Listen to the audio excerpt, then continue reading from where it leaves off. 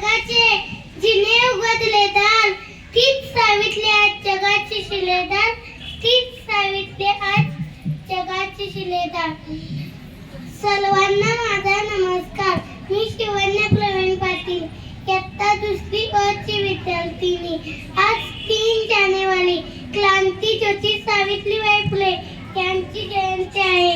या निमित्ताने मी आपणास यांची यशोगाथा सांगण्यास उत्सुक आहे. क्रांतीज्योती सावित्रीबाई फुले ह्या भारताच्या पहिल्या महिला शिक्षिका व मुख्याध्यापिका होत्या. त्या एक थोर समाजसेविका होत्या. क्रांतीज्योती सावित्रीबाई फुले यांचा जन्म 3 जानेवारी 1831 रोजी झाला. त्यांच्या वडिलांचे नाव खंडोजी नेरसे पाटील आणि आईचे नाव लक्ष्मीबाई हे होते. त्यांचा विवाह अवघ्या 9व्या वर्षी झाला.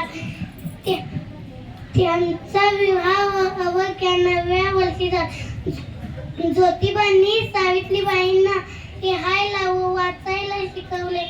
पुण्याच्या बुधवार पेठीत सावित्रीबाई व ज्योतिबा फुले यांनी मुलींसाठी पहिली शाळा काढली. आपण सर्वांनी एकत्र येऊन ज्ञानज्योती सावित्री फुलेबाई यांचे कार्य